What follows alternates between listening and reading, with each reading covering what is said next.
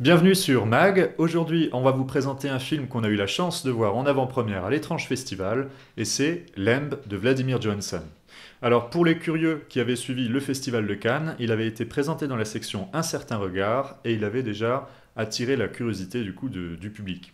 Alors pourquoi? Parce qu'en fait, ça se passe en Islande. C'est une famille, un couple, Maria et Ingvar, qui vit vraiment reclus dans la montagne. Alors là, on reconnaît vraiment les paysages islandais, verts, de mousse partout, aucun arbre, la brume le soir.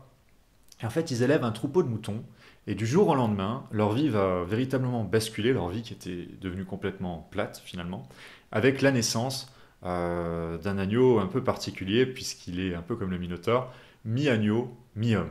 Alors, je voudrais revenir d'entrée de jeu sur la scène d'ouverture, qui, elle, est vraiment remarquable, et donc malheureusement, elle est particulièrement spoilée dans les trailers que vous avez pu voir, puisqu'en fait, on lit littéralement la peur sur le regard des animaux. Alors là, il y a des plans, des gros plans, des plans rapprochés sur les moutons, et on connaît le regard des moutons qui part un peu, qui dévie, donc qui est parfois un petit peu dur à suivre.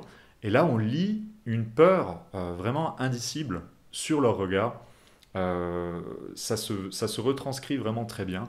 Idem sur le chien, et ça, c'est franchement une prouesse qu'on avait rarement vue dans un film. Alors, il y a vraiment tout un traitement sonore qui est impressionnant. Alors cette peur, d'où elle vient, puisqu'en fait on a cette vue subjective, on entend une respiration haletante d'une créature qu'on devine oppressante.